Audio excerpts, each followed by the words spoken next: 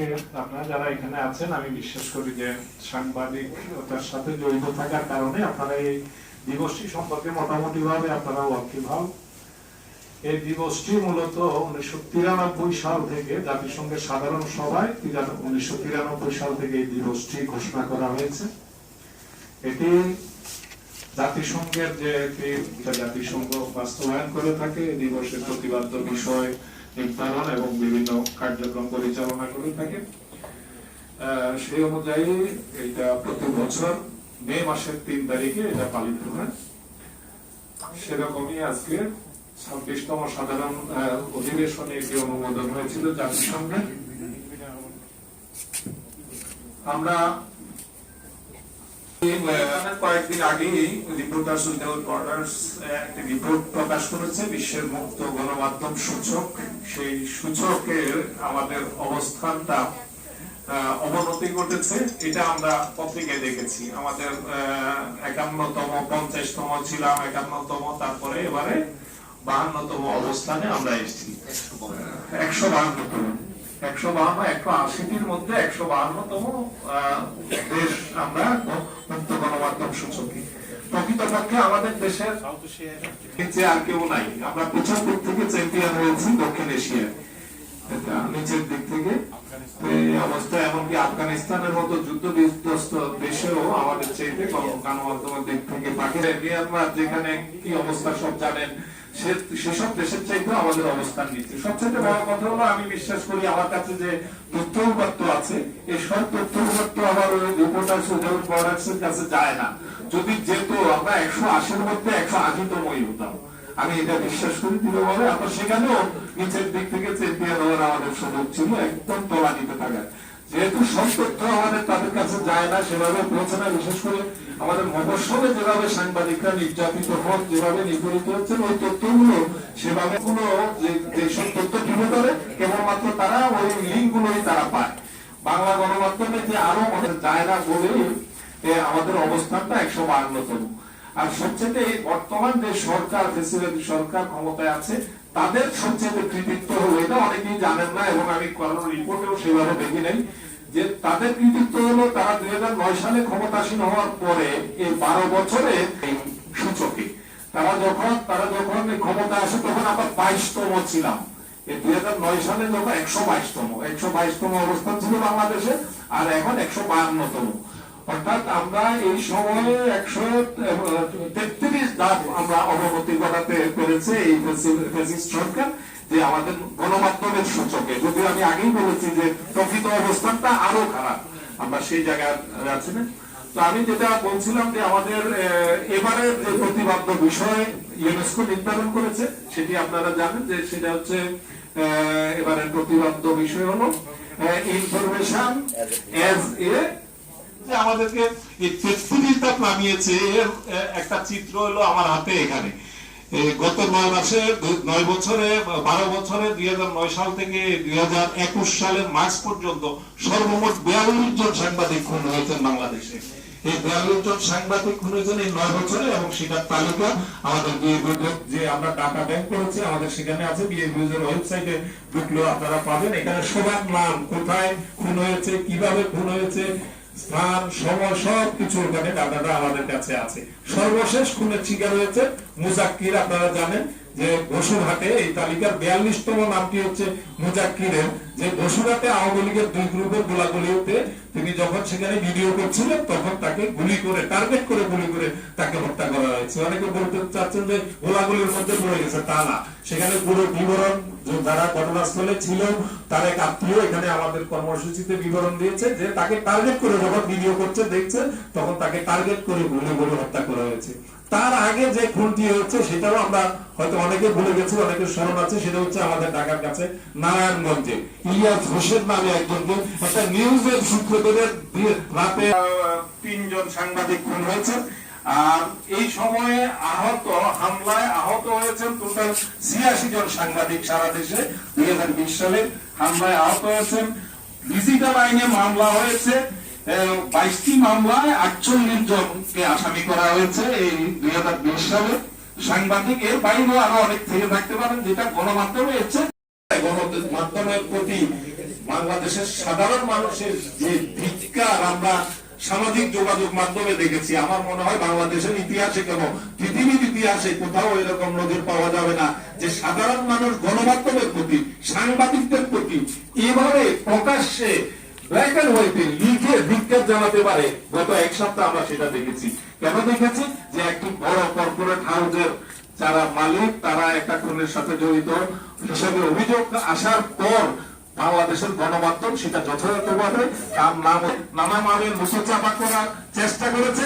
এই কারণে আমরা ধিক্কার করেছি। আমরা শুধু এই সময়ে সত্যকে গোপন করার এক প্রতিযোগিতা আমরা দেখতে পাচ্ছি। দু একটি ব্যতিক্রম ছাড়া বেশিরভাগ ক্ষেত্রেই আমরা সত্য গোপন করার যে মিডিয়া প্রবণতা এবং সেলফ সেন্সরশিপটা এমন পর্যায়ে চলে গেছে করা যায়নি কখনো। বিশেষ করে আল জাজিরার একটি ঘটনাকে কেন্দ্র করে আমরা কি দেখলাম? আল জাজিরার একটি রিপোর্ট, ছাড়া জাগানো রিপোর্টকে মিথ্যে প্রমাণ করার জন্য এবং সেটা যে অনুসন্ধানী রিপোর্ট না, এর যে অসংখ্য ঘটনা সেগুলো অনুসন্ধানের করার জন্য তারা তাগিদ অনুভব করে না। বন্ধুরা, আজকে বিশ্ব মুক্ত গণমাধ্যম দিবসে এই সংগঠন যে বাংলাদেশ সিভিল রাইটস সোসাইটি এটি আয়োজন করেছে, আমি বাংলাদেশ ফেডারেল সাংবাদিক ইউনিয়নের পক্ষ থেকে এই সংগঠনের নেতৃবৃন্দকে অভিনন্দন জানাই। আর ফেডারেশনের পক্ষ থেকে ঢাকা সাংবাদিক ইউনিয়ন এবং দিয়ে আমি আপনাদের প্রতি যে আহ্বানটি জানাতে চাই, আমাদের উপস্থিত নেতৃবৃন্দ সবাইকে আমার শুভেচ্ছা এবং সালাম। পবিত্র মাহে রমজানে আমরা আজকে যে বিষয়ে আলোচনা করছি সেটা হচ্ছে যে মুক্ত গণমাধ্যম। জাতিসংঘ ক্যারি করার যে মূল যে মাধ্যম সেটা হচ্ছে জার্নালিস্ট। জার্নালিস্টে পাবলিকের জন্য যে তথ্যটা পাবলিক প্রকাশ করে এটা হচ্ছে জার্নালিজম। সেটা আপনার প্রিন্ট মিডিয়া হতে পারে, ইলেকট্রনিক মিডিয়া হতে পারে, এখন ফেসবুক অনেক জনপ্রিয় একটা মাধ্যম। তো সেক্ষেত্রে ফেসবুকের কারণে এই জার্নালিজমটা এখন পাবলিকলি হয়ে গেছে। পাবলিক এবং জার্নালিজম এখন আমরা ম্যাক্সিমাম তথ্যের জন্য বাংলাদেশের প্রেক্ষাপটে নির্ভর করে এখন ফেসবুকে। আমাদের মিডিয়া যেহেতু সব মত প্রকাশকে এখন সমানভাবে প্রায়োরিটি দিচ্ছে না, আমরা ফেসবুকের গতিতে নির্ভর হয়ে গেছি। আজকে বাংলাদেশের প্রেক্ষাপটে গণমাধ্যম মুক্ত যে বিষয়টা বাংলাদেশের প্রেক্ষাপটে এটা খুবই একটা অকল্পনীয় বিষয়। কারণ আমাদের সাংবাদিক, আমাদের যে সংবাদপত্র যে প্রতিষ্ঠানগুলো রয়েছে এগুলো সব কর্পোরেট হাউস হয়ে গেছে, পুঁজিবাদী এবং হচ্ছে আপনার কর্পোরেট হাউসের কালচারে চলে গেছে। আমাদের সাংবাদিকদের হাতে সংবাদপত্রের যে কর্তৃত্বটা নেই। মালিক পক্ষরা এখন কর্তৃত্ববাদী সাংবাদিকতা প্রতিষ্ঠা করতে গিয়ে আমাদের সাংবাদিকতাকে প্রশ্ন করছে। বিগত এক দেড় দশকে এটা ক্রমান্বয়ে অবনতি হচ্ছে খুব বেশি। আগে এরকমটা ছিল না, এর আগেও ছিল। প্রথম আলো যখন জন্ম হয় বা এর আগে অনেকগুলো পত্রিকা জন্ম হয়েছে যেগুলি অনেকগুলাই কর্পোরেট হাউস ফাইন্যান্সিং ছিল। কিন্তু বিগত 10-12 বছরে কর্পোরেট হাউসগুলি নিজেদের স্বার্থে সাংবাদিকদেরকে ব্যবহার করে যে কিছু হাউস জন্ম দিয়েছে, হাউসগুলি আমাদের সাংবাদিকতা পেশাকে অনেকাংশে অবমূল্যায়ন করে আমাদেরকে একটা প্রশ্নের মুখোমুখি রয়েছে। তো আমি বিশ্বাস করি যে আমাদের সাংবাদিকতার যে মূল ধারা, সাংবাদিকতার যে মূল স্রোত, সাংবাদিকতার যে মূল ভিত্তি, এটা ঠিক আছে এবং এটা ঠিক থাকবে। এবং জনগণের যে শেষ ভরসা স্থল আমাদের যে গণমাধ্যম, সেটা আমাদের ধরে রাখার জন্য আমাদের সাংবাদিকদেরকে সকল ভয়ভীতি উপেক্ষা করে আমাদের মত প্রকাশের জায়গাটাকে সমুন্নত রাখতে হবে। আজকে এই জাতিসংঘের যে মূল যে প্রতিবাদ বিষয় সেটা একমত। কারণ ইনফরমেশন যেহেতু পাবলিক গুড, তাদেরকে ভালো ইনফরমেশনটা ভালো তথ্যটা দিতে হবে, সঠিক তথ্যটা দিতে হবে এবং সময় উপযোগী তথ্যটা দিতে হবে। এই জন্য আমাদের দায়বদ্ধতা অনেক। আমি বিশ্বাস করি এই দায়বদ্ধতার জায়গায় আমরা যারা এখানে উপস্থিত হয়েছি অথবা আমরা যারা মূলধারার সাংবাদিকতা। আজকে মুক্ত গণমাধ্যম দিবস। আমি যখন প্রথম সাংবাদিকতা নিয়ে পড়ালেখা করতে চেয়েছিলাম, কেন চেয়েছিলাম আপনাদেরকে ছোট্ট করে বলি। যে স্বাধীনভাবে কথা বলার শক্তি থাকবে এমন একটা পেশায় আমি যাব যেখানে আমি স্বাধীনভাবে কথা বলবো। সেই আশা নিয়ে আমি সাংবাদিকতা পড়েছি এবং সাংবাদিকতা পেশাটাকে বেছে নিয়েছি। কিন্তু যখন আমি এই পেশায় কাজ করতে শুরু করলাম তখন দেখেছি যে যত বড় বড় কথা বলা হয় কাগজে কলমে, কিন্তু কাজের ক্ষেত্রে কিন্তু আমরা আসলে আমাদের গলা চেপে ধরা হয়। কিভাবে গলা চেপে কথা বলতে না দেওয়া যায় তার বিভিন্ন ট্রিক্স। আমি এই হিসেবে আপনাদের ছোট্ট একটা ঘটনা মনে করিয়ে দিই। শেষ নির্বাচন যেটা গেল, আমি বাংলাদেশের একটা নিউজ এডিটর। সত্য নিউজ প্রচারের জন্য আমাদের রিপোর্টারের কিন্তু চাকরি চলে গিয়েছিল, কারণ সে সত্য রিপোর্টটা প্রকাশ করেছিল এবং আমরা বাধ্য হয়েছিলাম ওই রিপোর্টটাকে তুলে নিতে। এই হচ্ছে আমাদের ফ্রিডম। আমি যখন নিউজ এডিটর, প্রতিদিন নিউজ প্রচারের পরপরই 7:30 নিউজের প্রচারের পরে হয়তো ফোন আসছে যে এই নিউজটা 10:30টায় যাবে না। এই হচ্ছে আমাদের স্বাধীনতা। তো এই যে আমরা মানে সরকারের পক্ষ থেকে তো আমাদের গলাচিপে ধরাই হচ্ছে সব সময়, তারপরও আমরা আরো অনেকখানি বন্দি। কিভাবে বন্দি আপনাদেরকে বলি। আপনারা সম্প্রতি যে মুনিয়ার ঘটনা যেটা আব্দুল্লাহ ভাই বললেন, দেখেন আমরা কি সাংবাদিকতা শিখেছি যে ভিকটিম তার চেহারা দেখানো যাবে না। সেখানে আমরা কি দেখেছি, কৈশোর উত্তীর্ণ একটা মেয়ে, জল জলে চেহারা, ওখানে যে মানে অভিযোগ যার বিরুদ্ধে তার চেহারা ব্লার করে দেওয়া হচ্ছে। কে করেছে? আমরা সাংবাদিকরা। এইগুলো আমাদের ইথিক্স। আমি যে সাংবাদিকতায় পড়েছি, আমার এই ইথিক্স আমাকে শিখিয়েছে, কিন্তু আমরা করছি। কেন করছি? আমরা এই বিজ্ঞাপনের কাছে বন্দী, আমরা কর্পোরেট হাউসগুলির কাছে বন্দী, আমরা চাকরি করতে গিয়ে আমরা চাকর হয়ে গেছি। আমরা কিন্তু আসলে এখন আর সাংবাদিক নেই। এইগুলো আমার দুঃখের জায়গাগুলি আজকে আমি বলছি যে আমরা যতই বড় বড় কথা বলি আমরা স্বাধীন, আমি মুক্ত গণমাধ্যম দিবস পালন করি, কিন্তু বেসিক্যালি আমরা স্বাধীন না। আপনাদের ছোট্ট একটা উদাহরণ দিই। আমি গতকাল আমাদের ERF এর একটা গ্রুপ আছে, সেই গ্রুপের মধ্যে একজন একটা প্রোটেস্ট করে আমাকে প্রেসিডেন্টকে উল্লেখ করে, সে দৃষ্টি আকর্ষণ করে সে আমাকে একটা মেসেজ পাঠিয়েছে। সেখানে একটা টি শার্টের ইয়া দিয়েছে। সে টি শার্টটার মধ্যে কি লেখা আছে আমি আপনাদেরকে বলছি। কোথায় চলে গেছি দেখেন, হ্যাঁ দেখাচ্ছি। সাংবাদিকরা হলো শুক্রাণুর মতো, মাঠে একটা মানুষ হয়। আমরা আসলে কিন্তু এই পর্যায়ে চলে যাচ্ছি। এটার জন্য কি দায়ী শুধু সরকার, শুধু ওই কর্পোরেট হাউস, নাকি আমরা নিজেরাও? আমরা যদি নিজেরা ভালো না হই, আস্তে আস্তে আমরা কিন্তু এরকম জায়গায় চলে যাব। একসময় আমাদেরকে সাংবাদিকতা পেশাটা জাদুঘরে থাকবে, আর সাংবাদিকতা পেশাই থাকবে না।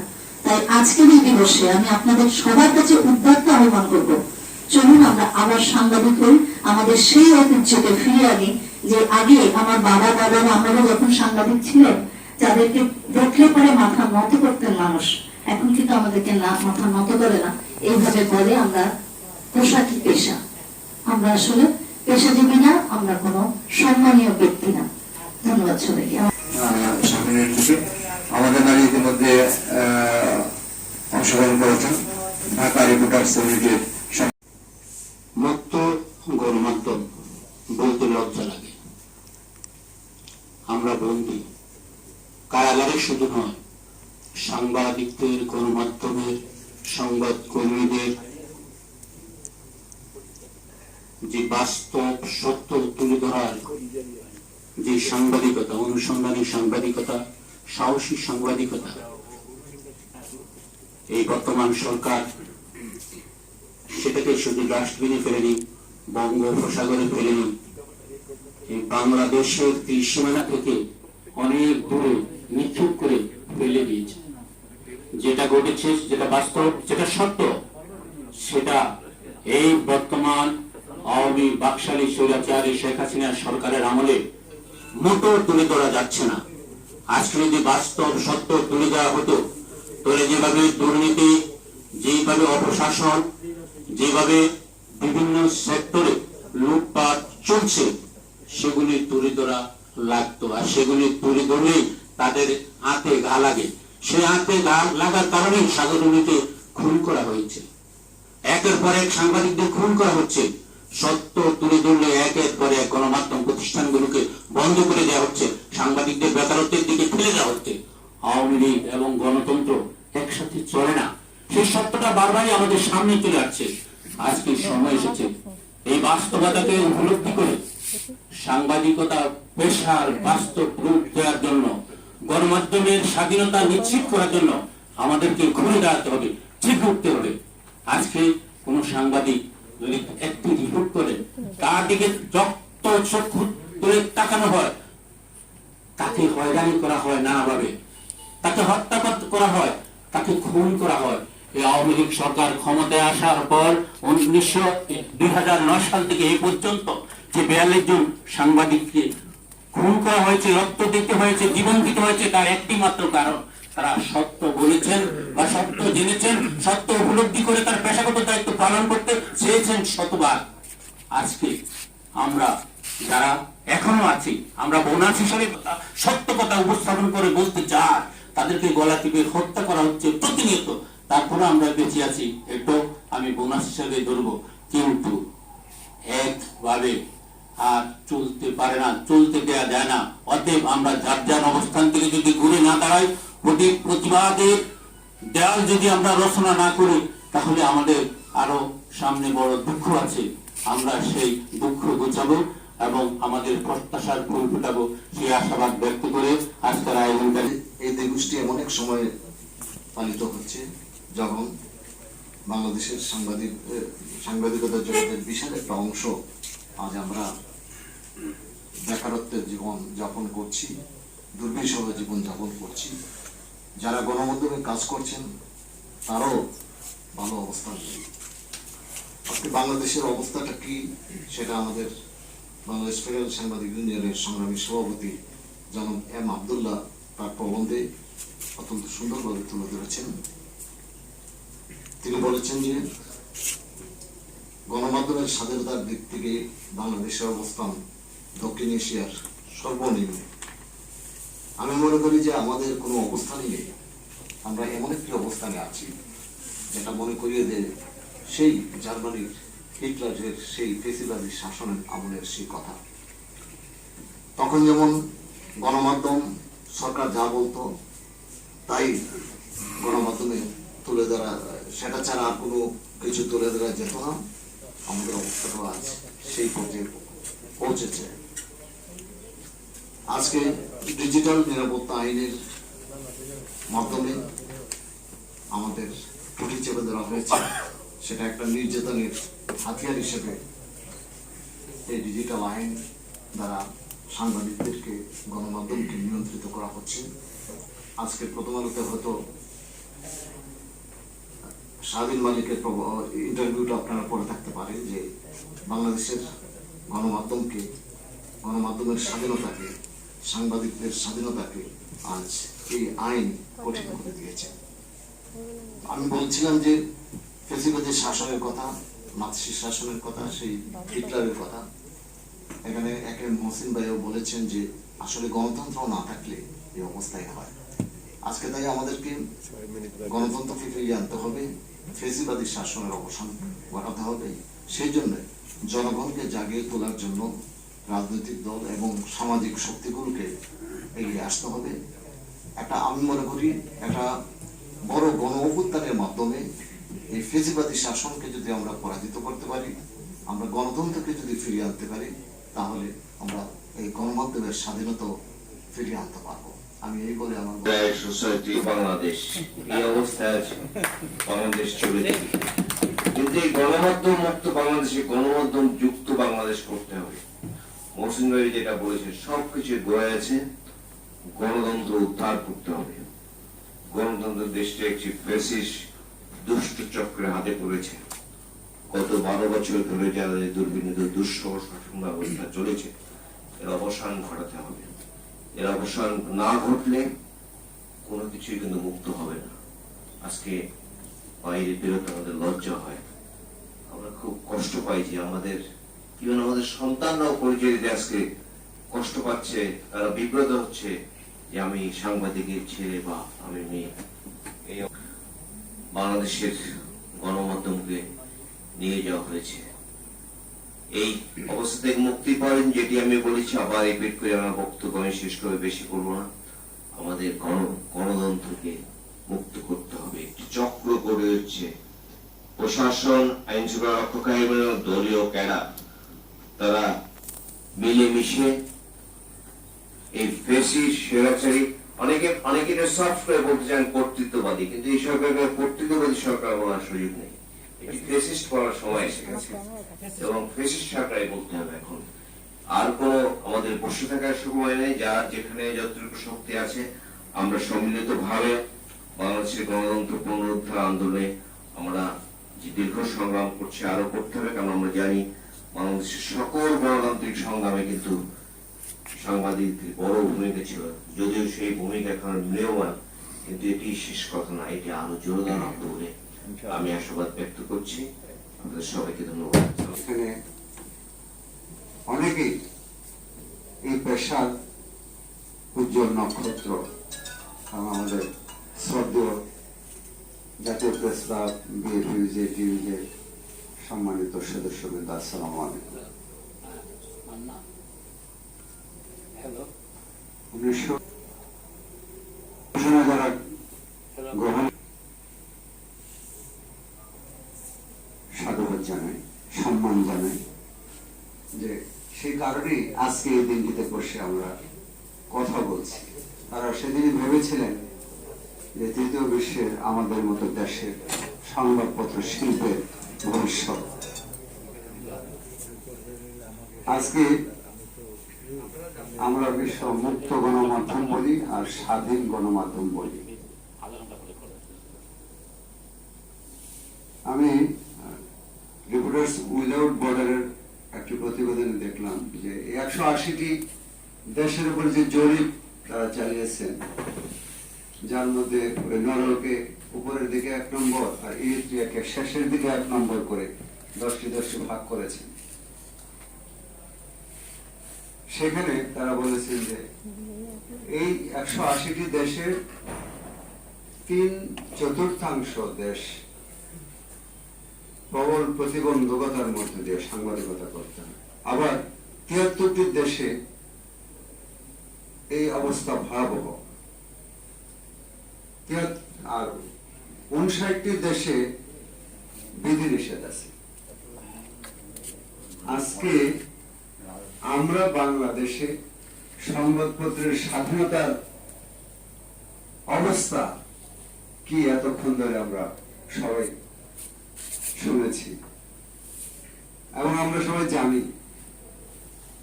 বাংলাদেশের সংবাদপত্রের স্বাধীনতা, যে দেশে একটি সরকার তার রাজনৈতিক ম্যানিফেস্টো ঘোষণা দিয়ে মানুষকে বেকার করার ঘোষণা দিয়ে ক্ষমতাসীন হয়, সংবাদপত্র বন্ধের ঘোষণা দিয়ে ক্ষমতাসীন হয়, সেখানে আমাদের মানসিকতার পরিবর্তন ছাড়া সেটাকে আমরা আবার কেউ সাধুবাদ জানাই, আমাদের এই অবস্থার পরিবর্তন হবে না। তবে আমরা চুপ করে বসে থাকলেও চলবে না। এখানে অনেকেই বলেছেন, আমিও বলবো, আমরা 2 দিন আগে একটা মে দিবসের আলোচনা করেছি, সেখানে বলেছি যে আসলে আমাদের গণতন্ত্র পুনরুদ্ধারের আন্দোলনের কোনো বিকল্প নেই। তাহলেই আমরা সংবাদপত্র কিংবা গণমাধ্যমের স্বাধীনতা ফিরে পাবো, তাহলে আমরা আমাদের মানবাধিকার, মৌলিকাধিকার ফিরে পাবো। অন্যথায় পরিস্থিতি আমরা দেখেছি যে করোনা মহামারীতে যখন সারা পৃথিবী বিচ্ছিন্ন হয়ে আছি, আমরা মানুষ কষ্টে জর্জরিত, দুঃখে জর্জরিত, আজকে শ্রমজীবী মানুষের ঘরে খাবার নেই এমন পরিস্থিতি তৈরি হয়েছে। সেই সময়ে আমার মনে হয় গণমাধ্যমের উপর সরকার এবং মালিক শ্রেণীর নির্যাতনের মাত্রাও বেড়ে গেছে। আমরা দেখেছি যে লকডাউন, সরকার যখন লকডাউন দিয়েছে তখন আমাদের কিছু সংবাদপত্র মালিক, যেখানে বেতন ভাতা তো দিচ্ছেই না, এই পরিবহনের ব্যবস্থা রাখার কথা, সেখানে সাংবাদিকদেরকে পায়ে হেঁটে অফিসে দায়িত্ব পালন করতে হয়েছে, 2 গুণ 3 গুণ কষ্ট এবং খরচ করে। মালিকরা তা খোঁজ দিচ্ছেন না। উপরন্তু এই সময় উপস্থিত না হলে চাকরি চ্যুতির ঘটনাও ঘটেছে। আমি নিন্দা জানাই সেই সব প্রতিষ্ঠানে। আজকে একটি কর্পোরেট হাউসের পরিস্থিতি আপনারা সকলেই জানেন, আমরা সকলেই জানি। সংবাদপত্র সাংবাদিকতার নামে এই হলুদ সাংবাদিকতা চলে আসছে আগে থেকে, এখন সেটা চূড়ান্ত পর্যায়ে উপনীত হয়েছে। আর তারও কারণ একটাই, যে আজকে দেশে গণতন্ত্র নেই, ন্যায় বিচার, আমরা যেখানে সর্বোচ্চ বিচারালয় থেকে ন্যায় বিচার পাওয়ার কথা, আমরা সেখানেও দেখি যে কদিন পরে পরে একটা রিপোর্ট বের হয় যে একজনের সাজা অন্যজন ভোগ করে। এই যদি হয় আমাদের বিচার ব্যবস্থা, আমাদের তদন্ত ব্যবস্থার অবস্থা, আর সেই রিপোর্ট প্রকাশ করতে গেলে আপনাকে জেল জুলুমের শিকার হতে হয়। এই যদি হয় আমাদের গণমাধ্যমের স্বাধীনতার অবস্থা, তাহলে এখানে আমাদের গণমাধ্যমের স্বাধীনতার চিন্তা করতে গেলে গণতন্ত্র পুনরুদ্ধারের চিন্তা করতে হবে। আসুন আমরা আজকে আমাদের দেশের তিনবারের নির্বাচিত একজন সাবেক প্রধানমন্ত্রী রোগ শোকে ভুগছে। আমাদের চিকিৎসা ব্যবস্থার এমনই অবস্থা যে আজকে মানুষের চিকিৎসা নেই করোনাকালে। এখানে আমাদের শ্রদ্ধাভাজন ডক্টর জাফর চৌধুরী আছেন, যিনি এই সময়ও আমাদেরকে মূল্যবান পরামর্শ দিচ্ছেন এবং দিবেন। আমি কথা বাড়াবো না। আমি এই করোনাকালে আমাদের সংবাদপত্রের আজকে এই বিশ্ব গণমুক্ত গণমাধ্যম দিবসে সাংবাদিকদের উপর নির্যাতন বন্ধের সকল মহলের প্রতি আহ্বান জানাচ্ছি। আমি আহ্বান জানাচ্ছি সমস্ত বন্ধ সংবাদ মাধ্যমগুলো খুলে দেওয়ার। আমি আহ্বান জানাচ্ছি আমাদের সাংবাদিক সমাজের নেতা, আমাদের একজন বিএফএস-এর সাবেক সভাপতি রুহুল আমিন গাজী এবং একজন সিনিয়র সাংবাদিক শাহাদত হোসেন সহ যারা কারা ভোগ করছেন এখনো ডিজিটাল নিরাপত্তা আইন সহ নানা মামলায়, তাদের অবিলম্বে মুক্তি। আমি আহ্বান জানাচ্ছি আজকে এইখানে আমাদের এই সভার সম্মানিত শ্রদ্ধাভাজন সভাপতি, যিনি এই সাংবাদিক ইউনিয়ন প্রেস ক্লাবের সাবেক নেতা, বর্তমান পেশাজীবী পরিষদের নেতা, তিনি অর্ধ শতাধিক মামলা মাথায় নিয়ে ঘুরে বেড়াচ্ছেন এবং আমাদের বিএফএস-এর সভাপতি বেশ কিছু মামলার আসামি সহ যাদের নামে এই জাতীয় মিথ্যা মামলা দিয়ে হয়রানি করা হচ্ছে, তাদের সকল মামলা অবিলম্বে প্রত্যাহার করা হোক। সাগররণী সহ সকল সাংবাদিক হত্যা বিচার অবিলম্বে করা হোক এবং গণমাধ্যমে কর্মরত সাংবাদিক এবং পেশাজীবীদের ন্যায্য অধিকার সুপ্রতিষ্ঠায় সব ধরনের সহায়তার ব্যবস্থা করা হোক। গত করোনাকালে 1 বছর, এবারও আমরা শুনছি যে সরকার বেশ কিছু প্রণোদনার ব্যবস্থা করছে। সেই একচোখা নীতি থেকে সরে আসুন, এই আহ্বান জানিয়ে আবারও সবাইকে সম্মান জানিয়ে আন্তরিক শুভেচ্ছা ও অভিনন্দন জানিয়ে আমি আমার বক্তব্য শেষ করছি। আল্লাহ হাফেজ। মহাসচিব যে কথাটি বলেছেন যে আজকে প্রণোদনা তিনি বলছেন, আসলে প্রণোদনাটা কোথায়? আমি তো দেখছি যে একটা প্রতারণা, মহা প্রতারণা, রাষ্ট্র নিয়ে সারা দেশের মানুষের সাথে তামাশা করা হচ্ছে। কি অদ্ভুত একটা ব্যাপার! রাষ্ট্রের টাকা দেবে বলা হয়, প্রধানমন্ত্রী উপহার হিসেবে কৃষকদেরকে ওই মুখটা দেওয়া হবে, অনেককে 2500 টাকা করে দেওয়া হবে। এটা প্রধানমন্ত্রীর বাপের টাকা, এটা প্রধানমন্ত্রীর বেতনের টাকা তুলে দিচ্ছে নাকি?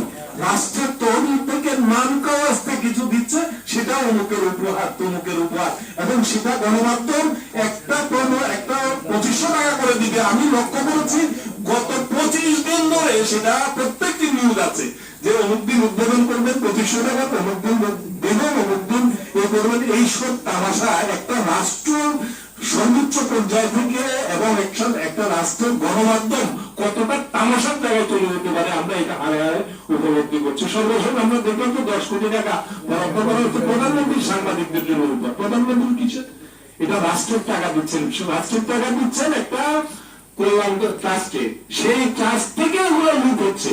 আমরা এর আগে 20 কোটি টাকা দেওয়া হয়েছে, সেগুলোই লোটপাট শেষ, এখন আরো 10 কোটি টাকা দেওয়া হচ্ছে। কারা পাচ্ছে এটি? এটা সাংবাদিকদের প্রতিনিধিত্বশীল সংগঠন হচ্ছে, রেজিস্টার সংগঠন হচ্ছে বাংলাদেশ ফেডারেল সাংবাদিক ইউনিয়ন এবং ঢাকা সাংবাদিক ইউনিয়ন, যেটা আমরা অন করি। আমাদের যে সংগঠন সেটা রেজিস্টার ইউনিয়ন, সেই ইউনিয়নের সাথে কোনো কথা নাই বা খবর নাই। ওই অপর পক্ষের যে ইউনিয়ন আছে রেজিস্টার ইউনিয়ন না, অবৈধ, আইনত অবৈধ, এবং ওই ইউনিয়ন করার জন্য আইনে বলা আছে 2 বছর সাজা হবে। সেই ইউনিয়ন কি তালিকা দিল, সেই অনুযায়ী বরাদ্দ দিয়ে দিচ্ছে। কাদেরকে দিচ্ছে? তারা কি সাংবাদিক না দলীয় ফেরা কি, সেটা আমরা জানি না। আমরা এর প্রতিকার চাই, এই লুটপাট বন্ধ চাই। সাংবাদিকদের নামে পর্যন্ত লুটপাট হচ্ছে আজকে, সাংবাদিকদের সঙ্গে অন্যের নামে তো হচ্ছে, ব্যাংক লুট হচ্ছে, শেয়ার বাজার লুট হচ্ছে, সাংবাদিকদের নামে পর্যন্ত এভাবে কোটি কোটি টাকা বরাদ্দ করে সেটা লুটপাট হচ্ছে। এই লুটপাট বন্ধ চাই, সাংবাদিকদের প্রতিনিধিত্বশীল আজকে এখানে ডিএলওর সভাপতি আছেন। ডিএলও অত্যন্ত প্রেস্টিজিয়াস একটি সংগঠন, শক্তিশালী সংগঠন। সেই সভাপতিকে কি সম্পৃক্ত করেছে? কাদেরকে এই টাকা দিচ্ছে? কাদের তালিকা করে টাকা দিচ্ছে? ডিএলওর সভাপতি জানেন না, ডিএলওর সেক্রেটারি জানেন না, ডিএলপিসে আমরা জানি না, ডিইউসে জানে না, কাদের তালিকা করে কাদেরকে এই টাকা বিতরণ করছে? 10,000 টাকা করে চেক বিতরণের নামে তামসা করবে। আমাদের আদর্শের দু একজন দুর্বলতার সুযোগ নিয়ে ক্যামেরার সামনে তাদেরকে তথ্যমন্ত্রীর সামনে ধরবে, ধরে 2টা চেক তাদেরকে দিয়ে বাকি 2000-এর মধ্যে বাকি 1998টি তারা লুটপাট করে নিয়ে যাবে, দেখাবে যে ওদেরকে দিয়েছি। তথ্যমন্ত্রী নির্লজ্জের মতো এরকম বেহায়া তথ্যমন্ত্রী বাংলাদেশের ইতিহাসে কেন পৃথিবীর ইতিহাসে কোথা গোয়েবলসের যোগ্য উত্তরসূরি বাংলাদেশ দেখতে পাচ্ছে এখন বাংলাদেশে। ধন্যবাদ সবাইকে, আপনারা যারা ধৈর্য সহকারে এর আগে সোসাইটি আয়োজনে আজকে আলোচনা সভা দিবস, এই প্রতিপাদ্যে যে আলোচনা হচ্ছে, এই আলোচনা সভা সম্মানিত পরম শ্রদ্ধা প্রধান অতিথি বাংলাদেশ। আমি প্রথমেই একটা ছোট্ট করে বলে দিতে চাই যে এটা বিশ্ব মুক্ত গণমাধ্যম দিবস না বিশ্ব স্বাধীন গণমাধ্যম দিবস, এই নিয়ে একটা ছোট খাটো একটা মত পার্থক্য আছে। আসলে মুক্ত না স্বাধীন কোন শব্দটা ব্যবহার করব? মুক্ত শব্দটা এই অর্থে ব্যবহার করা হয়েছে যে এটা স্বাধীন তাকেই নির্দেশনা করে, যে স্বাধীন না হলে তো মুক্ত থাকা যায় না, আবার মুক্ত না হলে তো স্বাধীন থাকা যায় না, সেই অর্থে এটি ব্যবহার করা হয়েছে। এটি অনুবাদের ক্ষেত্রে পার্থক্য আছে। যেমন বাংলাদেশের সংবিধানে প্রেস ফ্রিডমের বাংলা করা হয়েছে সংবাদ ক্ষেত্রের স্বাধীনতা। আমরা যেমন বলি সংবাদপত্রের স্বাধীনতা, সেখানে বলা হয়েছে, ডক্টর আনিসুজ্জামান করেছেন সংবাদ ক্ষেত্রের স্বাধীনতা। কারণ সংবাদ প্রকাশের অনেকগুলো ক্ষেত্র আছে, পত্রিকা হচ্ছে একটি ক্ষেত্র, এবং বৈদ্যুতিন গণমাধ্যম আছেন, তারপরে এখন তো সামাজিক যোগাযোগ মাধ্যম আছেন। এরকম আমরা অনেক সময় বলি, যেমন আমরা বলি ইলেকট্রনিক্স মিডিয়া। ইলেকট্রনিক্স হচ্ছে এটা অ্যাপ্লায়েন্সের ক্ষেত্রে প্রযোজ্য, আর মিডিয়ার কথা বলতে ইলেকট্রনিক, এটা বৈদ্যুতিন গণমাধ্যম। এই ধরনের আমাদের অনেক পার্থক্য হয়। এবং এবার যে slogan information as a public good, এটার অনুবাদ নিয়ে একটা বিভ্রান্তি আছে। যেমন এই গুড কোন গুড? ভালোর গুড, এটা গুড শ্রেণীর গুড না অন্য কোনো good? Information as a public good, এটার মূল অর্থই হচ্ছে যে তথ্যের মালিকানা হচ্ছে জনগণের, জনগণের সম্পদ হচ্ছে তথ্য। এই গুড জনকল্যাণের গুড না। তো কল্যাণ অর্থেই অনেকে ব্যবহার করেছেন যে তথ্য জনকল্যাণের জন্য। এটা ভাবার্থে সঠিক, কিন্তু আক্ষরিক অর্থে হচ্ছে তথ্যের মালিকানা হচ্ছে জনগণ, এটাই হচ্ছে মূল স্পিরিট। আমরা এটা আসলে এটার মেজর কোনো পার্থক্য নেই, কিন্তু আমরা বোঝার ক্ষেত্রে হয়তো আমাদের একটু সমস্যা হয়। তো আমি আমাদের আজকের আলোচনার আয়োজনের জন্য উদ্যোক্তা সিভিল সোসাইটির সভাপতি জাকিরকে ধন্যবাদ জানাই। আগে এই দিবসটি অনেক সংস্থা পালন করত, কিন্তু এখন বাংলাদেশে অবস্থা হয়ে গেছে এমন যে সরকারের চাপে, সরকারের পীড়নে এই সব দিবস পালন করতে অনেকে ভয় পায়। সেই জন্য আজকে একটি মাত্র আলোচনা সভা ছাড়া আর কেউ পালন করছে বলে আমরা কিন্তু জানি। মানে সরকারের কোন মিডিয়াও নাই, আসেও না, কারণ মিডিয়া কাভার করলেও যদি আবার সমস্যা হয়ে যায়, এটাও কিন্তু একটা মিডিয়ার কিন্তু একটা বড় ভয়। কারণ মিডিয়ার অবস্থা, আপনারা তো শুধু কর্পোরেট হাউসের কথা বললেন, যে বসুন্ধরার ঘটনা, মানে যেটা গ্রুপের কেন্দ্র করে, এটাই এখন আলোচ্য বিষয়। কর্পোরেট গ্রুপ ছাড়া গোয়েন্দা সংস্থাগুলোর নিয়ন্ত্রণ কি মিডিয়ার উপর নেই? সেই কথাটা বলেন না কেন? আজকে গোয়েন্দা সংস্থার ইফতার পার্টি দেয়, সাংবাদিকদের নিয়ে নৌবিহার করে, এবং সাংবাদিকরা সেই নৌবিহারে যাওয়ার জন্য, দাওয়াত পাওয়ার জন্য হুমড়ি খেয়ে পড়ে। এই কথাগুলো বলেন না কেন? আজকে সেন্সরশিপের প্রয়োজন হয় না, নিজেরাই সেন্সরশিপ ইম্পোজ করে। এবং মিডিয়াতে যত খবর পরিবেশিত হয় তার 99% সোর্স হচ্ছে গভর্নমেন্ট। গভর্নমেন্ট বলে দিল যে অমুকের, অমুক হকের বিরুদ্ধে, অমুক মাওলানার বিরুদ্ধে লিখ, বলতেই থাকো, বলতেই থাকছে, কোনো প্রতিবাদও নেই। বিরোধী দলের কোনো খবর কোনো নেই, বিরোধী দল বললেও সেটা প্রচার করছে না, সেই একই জায়গায় ভয় থেকে অথবা ইচ্ছা থেকে। তো এই ধরনের ঘটনা, অডিও, কতক্ষণ পর অডিও ফোনালাপ ফাঁস হয়, কার ফোনালাপ, কে এটা রেকর্ড করলো, সেগুলো কোনো কিছু হয়। যেই দেশে 2014 আগে যেটা বলা হয় শেখ হাসিনা খালেদা জিয়াকে ফোন করেছিলেন যে আপনাকে স্বরাষ্ট্র মন্ত্রণালয় সচিব মন্ত্রণালয় আসন নির্বাচন, সেই ফোনের আলাপিত ফাঁস হয়ে গেছে। প্রধানমন্ত্রীর ফোন প্রধানমন্ত্রী নিজেই টেপ করে এটা বাজারে ছেড়ে দিয়েছে। তো সেইখানে নাগরিকের আপনার নিরাপত্তা করে, এটা তো পরিষ্কার কথা। আলোচনাকে ভণ্ডুল করে দেওয়ার জন্য তিনি এটা ছেড়ে দিয়েছেন। তো আর এগুলো বিষয়ে আর বলার কোনো অবকাশ নেই। বাংলাদেশে গত 12 বছরে আমাদের 122তম ছিলাম আমরা রিপোর্টার স্ট্যান্ড ফ্রন্টিয়ার ইন্ডেক্সে, এখন 152। ভুটান, আফগানিস্তান, মিয়ানমার, এইসব জঘন্য দেশ যে এখন সরকার বর্তমান, সেই আমলেও সংবাদপত্রটাকে আমাদের চাইতেও স্বাধীন অধিকতর। তাহলে আমাদের অবস্থা কোথায়? বাংলাদেশে এত বেশি সংবাদপত্র বের হয়, এত বেশি টিভি রেডিও, তো মিয়ানমারে ভুটানে কোনো কি মিডিয়া আছে আমি জানি না, কয়টা, একটা বা দুইটা, তো তারাও স্বাধীন। আমরা এত বের হই কিন্তু আমরা আমাদের স্বাধীনতা নাই, আমাদের নিজের স্বাধীনতা আমরা নিজেরাই খেয়ে যাচ্ছি। এই বিষয়গুলো পর্যালোচনা করতে না।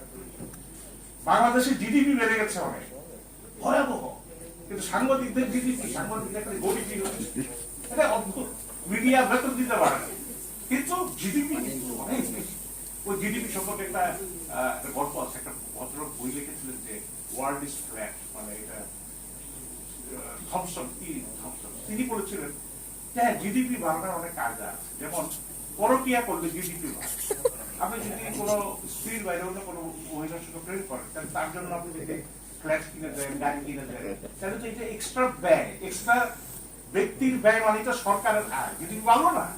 এখন আপনি যদি মনে করেন এইভাবে যদি জিডিপি বাড়ানো যায়, যেমন ওয়েস্টার্ন হোটেলে যদি পাপিয়ারা একটা জিডিপি বাড়ানোর দোকান করে বসছিল, সারা বিশ্ব তো এইভাবে বাড়ায় না। এখন আপনি দুর্নীতির মাধ্যমে জিডিপি বাড়াবেন, তাহলে তো এই এটাকে অ্যাকসেপ্টেবল হবে না।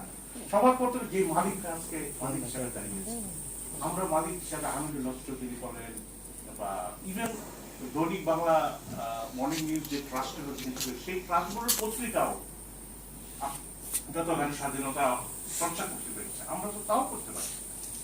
যেসব মালিক নেওয়ার সময় বলে ডিক্লারেশন টাকা পয়সার কোনো সমস্যা নেই, অথচ এইসব ভাব বসুন্ধরা বড় বড় গ্রুপ সাংবাদিকদের বেতন 10 মাস 15 মাস বকেয়া পড়ে আছে, বেতন দিতে পারে না।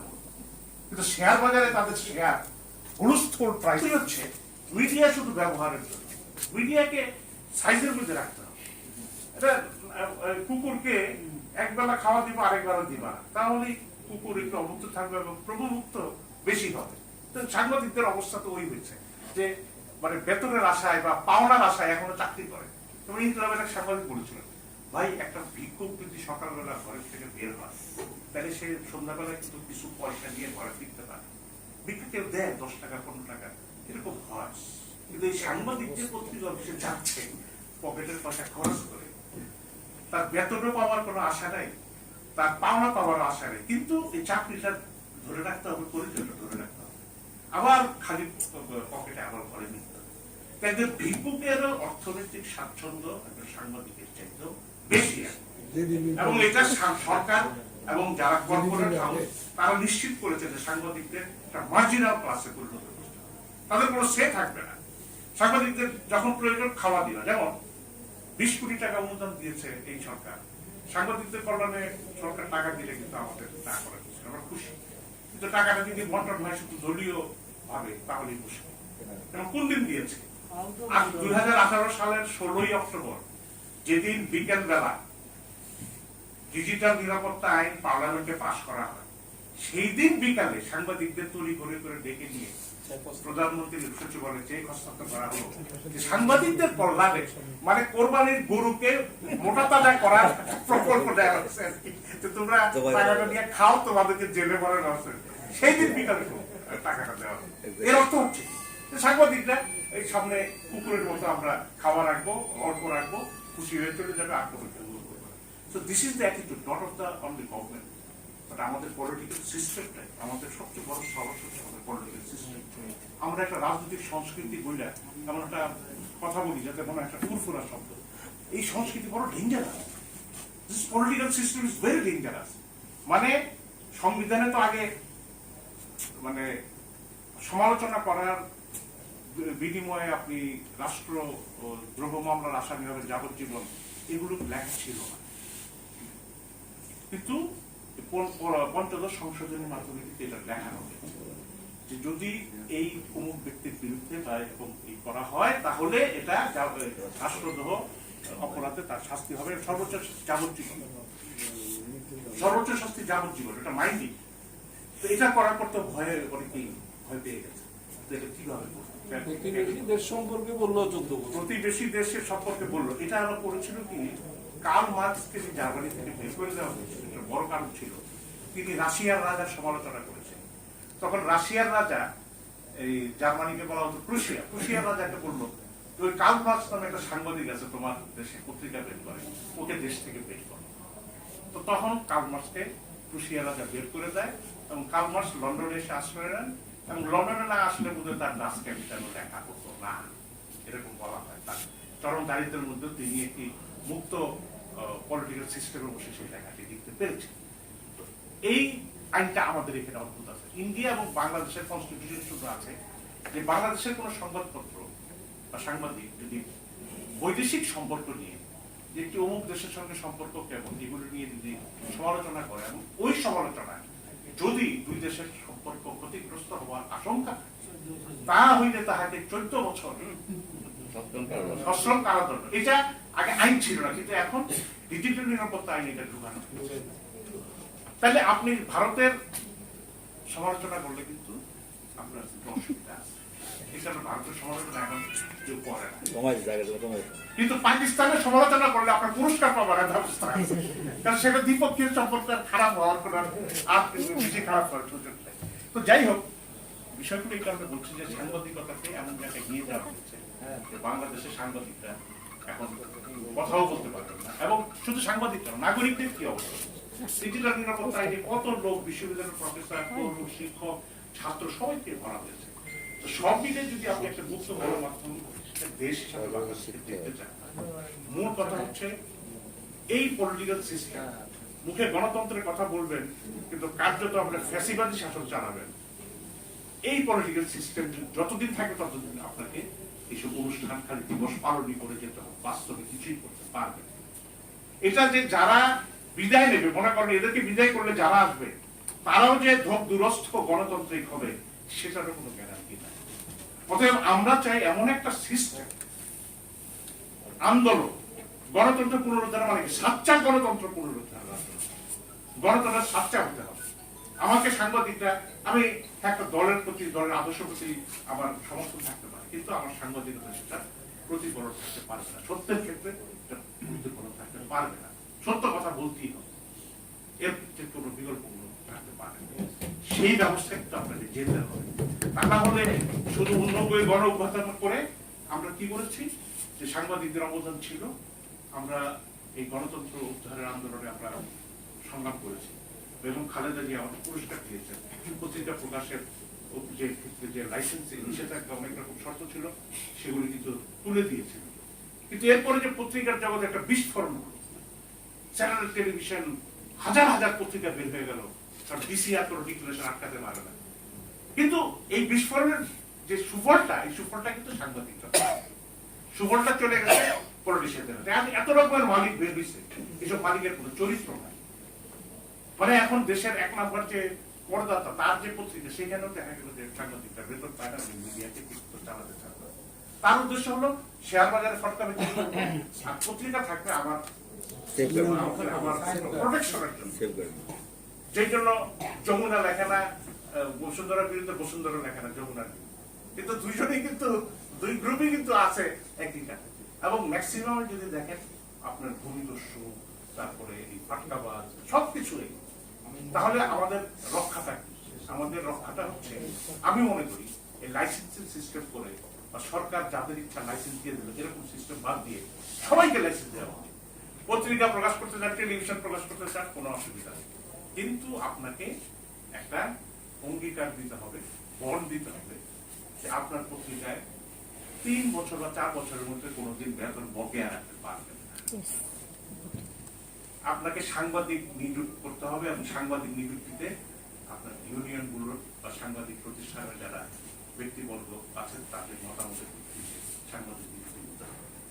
আপনি যদি এই সিস্টেম করেন যে বেতন বন্ধ করতে পারবেন না, তাহলে আপনি ডিক্লারেশন নেওয়ার সময় বলবেন যে আমার তো কোনোদিন সমস্যা হবে না বেতন দিয়ে যাবেন, 100 কোটি 200 কোটি গল্প করেন, তাহলে গল্প করেন 2 মাসের মধ্যে আপনার পত্রিকায় সাংবাদিক ছাঁটাই শুরু করে দেবেন। সাংবাদিক ছাঁটাইয়ের অবস্থা মনে হয়েছে যে এক মালিক সম্পাদকের কাছে পাওনার জন্য তার জানাজা পর্যন্ত প্রেস ক্লাবে হতে পারে। কারণ ওই পত্রিকা যারা পাওনাদার আছে, যারা পাওনা পাবে, তারা বলেছেন ওর লাশ আসলে আমরা লাশ আটকে রাখবো। এই অবস্থা হয়েছে বাংলাদেশে। অতএব পত্রিকার মালিক হতে চান, কিন্তু আপনাকে পত্রিকার বেতন বন্ধ করা যাবে না। এটা এখন যেদিন বন্ধ করবেন সেই দিন আপনার পত্রিকা নিলামে দেওয়া হবে, তাইলে দেখবেন যে সব মালিক সব যাবে, কোনোদিনও কারো ইয়ে করতে পারে। এমন সব মালিক এনে আমাদের কাছে হাজির করা হয়েছে, এবং সরকার ইউনিয়ন করে সাংবাদিক নেতা তাদের নামে পত্রিকার লাইসেন্স দিয়েছে। তারা এখন লাইসেন্স পেয়ে তারা আবার ইয়ে খুঁজে, মানে টাকার মক্কেল খুঁজে, এবং সেটা আবার নাকি সরকার ঠিক করে দেয় যে অমুককে তোমার দিবে অত টাকা, অত কোটি এইগুলি দিয়ে বাস পত্রিকা দাঁড়ালো, আর 6 মাসের মধ্যে টেলিভিশন বন্ধ।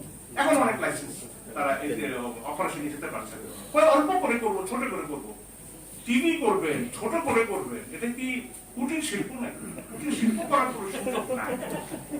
আপনারা সাংবাদিক নেতারা এখন মালিক হয়ে গেছে, সংবাদপত্রের অনেক সম্পাদকের বেতন এখন 5 লক্ষের উপরে হয়ে গেছে, আর মেজরিটি 90% সাংবাদিক এখন বেতনই পায় না। 10,000 টাকা বেতনে চাকরি করে, তার কনভেন্সের পয়সা। এই অবস্থা তো চলতে পারবে না। তো বিপ্লবটা সর্বাত্মক, আগে মাথায় করেন, তারপরে দেখবেন শরীরে সর্বত্র। আমি আমার বক্তব্য বাড়াতে চাই, অনেক বেশি বলে ফেলেছি। মানে এই ধরনের আলোচনার সময় আমরা নিপীড়নকে সামনে আনছি, যেহেতু গণমাধ্যমকে মুক্ত করতে গেলে যে সব শর্তগুলোর বা যে পরিবেশের প্রয়োজন, সেই পরিবেশগুলো যদি না আসে তাহলে গণমাধ্যম মুক্ত হবে না। আমরা আশা করব সরকারের সচেতনতা, আশা করে না, প্রত্যাশা করে লাভ নেই। সরকারের বিদায়টাই হচ্ছে আমাদের সবচেয়ে বড় সমস্যা। সবাইকে ধন্যবাদ জানাই। এখন আমি আহ্বান জানাবো আমাদের সংবাদপত্র বাংলাদেশ সংবাদ। আজকে সাংবাদিকরা আমরা যদি তা না করি, আমাকে আমার মিঠু বলে এতগুলি সাংবাদিক দরকার আছে, তাদের কিছু খাওয়া দেওয়া যায় না। আমি যেটা বলো কি, সাংবাদিককে খাওয়া দেওয়া আমার সরব লাগতেছে, তো তারা এসে দেয় কিছু করে। আমাদের যে কোন জায়গায় আছে শিক্ষিত ছেলে মেয়ে সত্য কথা প্রকাশ করতে চায়, আমাদের প্রাণের কথাটাকে জানাতে চায়, তাকে ছেড়ে পড়তে দেয়। সাগর মিত্র তার জীবনই দিয়ে গিয়েছেন আমাদের। আজকে রুরাল গাজীর মতো আমাদের অন্যান্য আজাদের রাজ্যের কষ্টটা আছে। আমাদেরকে কিছু সাংবাদিক কিছু মনে করেন না, আপনি যেই দল করেন সেই দলের থেকে কেবল একটা খালেদা জিয়াকে দেওয়া হয়। আমরা ক্ষমতায় আসিলে কোন সাংবাদিক নিপীড়িত হবে না, আমাকে গালি দিলেও তাকে দিয়ে দেব না। তাহলে দেখেন বলেন, এই নিপীড়নমূলক আইনগুলিকে উঠিয়ে দেব। নিপীড়নমূলক আইনগুলি উঠিয়ে দিলে কি দেশ চলে না? স্ক্যান্ডিনেভিয়ান কান্ট্রিগুলি আমরা দেখি, কিন্তু আজকে মানুষ বুঝে কিন্তু মানুষের মেরুদণ্ড ভেঙে দিচ্ছে। আমরা কিসের মুক্ত? কোথায় মুক্ত? খাইতে পারেন না, যায় চান না, এত শিক্ষিত, আমাদের প্রাণের কথা দেখেন, সত্যি কথাটা প্রকাশ করেন, এটা তো রাষ্ট্রের দায়িত্ব আপনাকে পালন করেন। আজকে সবাই আমার বিরোধীরা দিকেও সরকারি করার একটা মন খুলে দিচ্ছে, তবে না মুক্ত হলো। আমরা মুক্ত বন্দি, আমি যে বলছি আমার বন্দিত্বের কথাটা একমাত্র আপনি প্রকাশ করতে পারেন। আমি বলেছি যদি আজকে নরেন্দ্র মোদীর এই ছাত্ররা অপরাধী হয়ে গেছে, আমিও তো অপরাধী, আমি তো এটা পরিষ্কার বলেছি, আসা উচিত না। আমাকে বন্দি করে নিয়ে যান, কিন্তু জামিনটা দিয়ে দিন তাড়াতাড়ি। এইভাবে শেখ মুজিবের জামিন দিত। পাঞ্জাবি খুব খারাপ মানুষ, পাকিস্তানি খুব খারাপ মানুষ, লবসরা বেশি দেখা থাকে। বলছেন যে মিনিস্ট্রি সাহেব উঠছে, ও বলতেছে ये बहुत खतरनाक आदमी है, मुझे बहुत खतरनाक आदमी है, ना ना नहीं होगा, फिर नहीं होगा, नो। আরেকটা কাগজ আপনার গায়ের কপি দিয়ে ये जरूर मिल जाएगा, আধা ঘন্টার মধ্যে একটা রায় কবে দিয়ে শেখ মুজিবের বইয়ের কথা আমার জজ কোর্টে 11টায় যে ই করছে জমা দিছে, জমা দিয়া 3টার সময় উনি মুক্ত হয়ে যায়। আর এখন আমার লয়াররা বলে ওই নিয়ম আছে না, আজ ভাই নিয়ম তো মানতে কইতেছে, মুখ বন্ধ করে রাখা। আমার প্রধান বিচারপতি সাহেব করোনার অজুহাতে ভালোই আছেন, ওনারা এই যে দুইজন বিচারপতি তাদেরকে আপনারা অপরাধী হয়েছেন, তারা চাকরিতে আছে কি করে? তারা এখনো চাকরিতে আছে আর আপনারা বেতন পান না, খাওয়া পান না, এইটা ঠিক হয় না। আজকে শুধু এই যে অনাচারের কথাটা তুলে ধরে আপনারা একমাত্র আপনারা এটাকে সামনে নিয়ে আসেন, আপনারা সাহসী করবেন। কিন্তু আমি যেটা আমার দেশ না, আমাদের কেনটা শুধু এটা নিয়ে কিছুদিন করার পরে আমরা সবাই হাজার নিয়ে কোথায় বলে নেই। হ্যাঁ উনি কইছেন, উনি আবার আল্লাহ মিল্লা ইঞ্জিনিয়ার মানুষ বেশি কইছেন, সেটা ঠিক আছে, কিন্তু তার পত্রিকা এরা কি কিন্তু করছেন, আপনারা কিন্তু করছেন। আপনারাই বা কেন আমরা ওই ডিক্লারেশন ছাড়াই কেন পত্রিকা হয়ে গেছে পারবো না? চলেন আমরা সবাই মিলে জেলখানায় দেখি, আর আমার জেলখানায় কেন বিরোধী দেয়? আপনার বাড়ি থেকে খাবার দিতে হয়, সরকার খাওয়া দেয় না। আগের দিনে ছোট্ট কইতো যে আমাকে জেলে থাকবে আমার খাওয়া খরচ লাগে, কিন্তু এখন তার সে তার লাগে এই সরকার বলে। তো এখন এটার জন্য আমাদের সকল রাজনীতি হবে। আমার মতো আর বিরোধী দলের দায়িত্বটা যে বেশি, আমার ক্ষোভটা এই কারণে বেশি, তারাই তো ভুক্তভোগী, তাদের ওটাই হবে ইস্যু। তার মধ্যে হবে সরকার থেকে কোনো পত্রিকায় যদি হয় কোনো সাংবাদিকের সে অন্যায় করলে তার বিচার করে, তাকে বরখাস্ত করা যাবে না, অনাহারে রাখবো। আচ্ছা আমরা কি তাকে স্বাধীন বলি, মুক্ত দেয় বলি, সাংবাদিকরা অনাহারে থাকে, লোকে একটা দেখা করা হতো। এইটা লজ্জা আমি আর দেখি না। আমার কাছে মনে হয় এই গ্লানি যেটা আমি দেখি, আমরা কেন মুক্তিযুদ্ধ করেছিলাম, মুক্তিযুদ্ধ করেছিলাম, এরা যে কষ্টটা করেন আপনারা দেখি সম্পূর্ণ হয়েছে। আপনাদের আমাদের এক হয়ে যাওয়া করতে হয়, আমাদের সত্য কথা বলতে হবে, মুক্ত না দেখেন বন্দি গণমুক্ত, বাংলাদেশের বন্দি গণমাধ্যম দিবস, 3রা মে হবে বাংলাদেশের বন্দি গণমাধ্যম দিবস। এটা না হলে তো আমরা কিছু না। এই যে আপনারা আজকে রুল অনুযায়ী আছে, ওই একটা পত্রিকা তাকে কারো দেন না, বেল দেবে না কেন? তাকে ফাঁসি দেন, আমার মনে আপত্তি নেই, কিন্তু তাকে বেল দেবেন না কেন? আর ওইদিকে আমাদের মহান আজিজ ভাইয়ের, জিনাল আজিজ ভাইয়ের ভাই নীরবতী বুঝে গেলেন, একবার চলছে এই করে তার কিছু না। আমার স্বরাষ্ট্রমন্ত্রী বলে এটা তো প্রেসিডেন্টের ক্ষমতা আছে। আর এই ওদেরকে 60 জন ছাত্র তারা স্লোগান দিয়েছে, অধিকারের কথা বলেছে, তার জন্য আপনাদের আজকে সাংবাদিকদেরকে এই আপনাদের মুখ বন্ধ করে দেওয়ার সবচেয়ে বড় লাভ হল সত্য কথাকে খবর দিয়ে দেওয়া। সত্য কথাকে খবর দিলে মুক্ত থাকতে হবে।